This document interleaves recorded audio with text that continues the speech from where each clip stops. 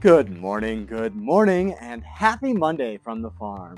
Welcome to another episode of Thinking Outside the Soil, where we get to talk about the topics related to the farmers and ranchers using hydroponic practices to grow the crops and creatures we need to eat.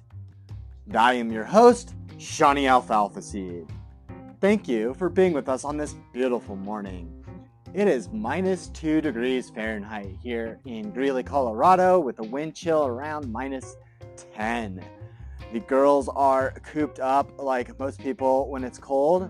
They came out for a little bit of water, but I can see it's getting icy again. So today's chores will involve a lot of water changes for the guys today. In Colorado, when it's cold, we tend to think of snow. And it is snowing right now, and when I see snow, I tend to think of my favorite thing, water, and how water fits into my life as a farmer. We often hear about this term called water use efficiency.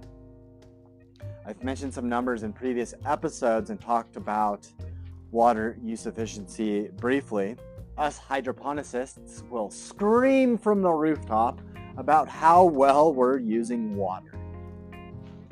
Water use efficiency is simply a nerdy term to mean a measure of how well plants or crops are using water.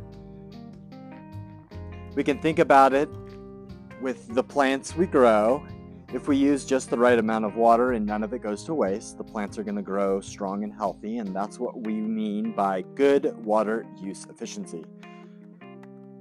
But if we use too much water or some of it runs off in the fields and doesn't get absorbed by the plants, that's what we would call bad water use efficiency. Real quick, since you're here, make sure you follow the show and leave a review. Type in some words, leave some stars, and let others know why they should listen too. So, scientists want to make sure that crops and plants use water in the best way possible, and they study water use efficiency to help farmers grow more food with less water.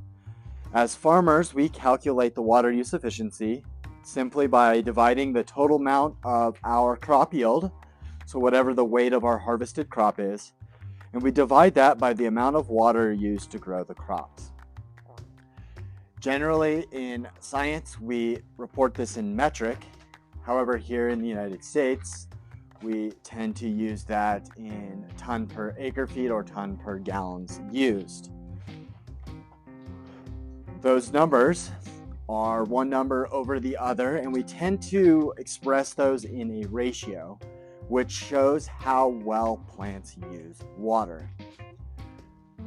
The larger the number, the better the plant uses water. So if you were to get 100 tons per 1 gallon of water, you would use water better than if you got 10 tons per 1 gallon. I know that seems a little intuitive, but just to paint some numbers in your mind, 100 over a 1 or a 10 over 1 is a ratio.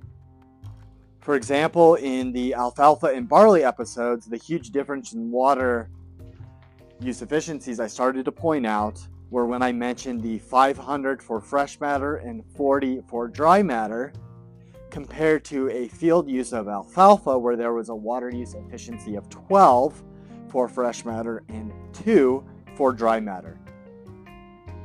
That might help a bit more if you need to go back and listen to those 4 episodes where I talk more about barley and alfalfa.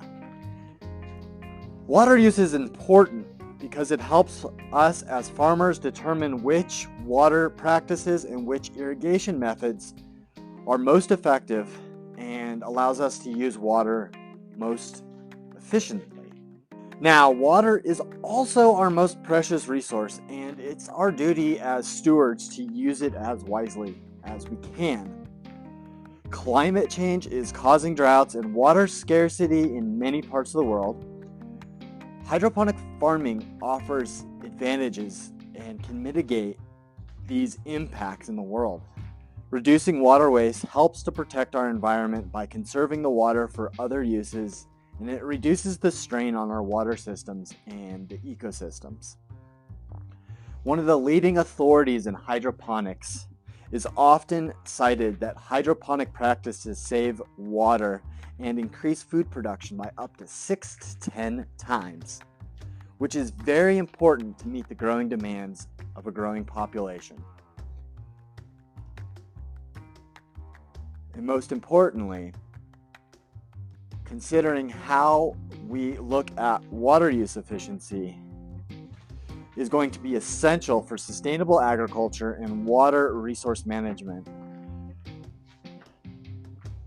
Hydroponic fodder production is one solution to address many of these aspects and more. That is all I have for you this morning. If you've enjoyed this or any previous episodes, go ahead and follow the show.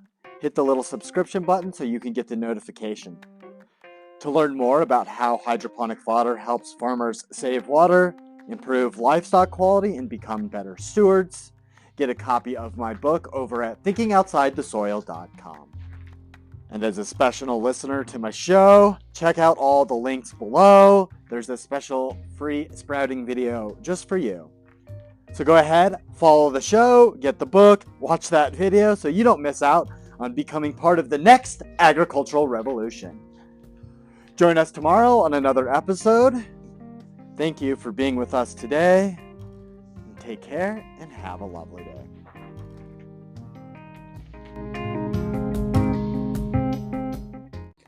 Hey, before you go, check out the links below. Leave me a rating and review and follow the show. Don't forget to get yourself some of our Blooming Health blended sprouting mix. Our mix has been shown to get the best eggs and create the healthiest flocks. With feed costs going up, right now's the time to lock in a subscription so that you can get the best eggs without having to go to the grocery store or the feed store anymore. Check out the links below to get yourself some Blooming Health blended sprouting mix.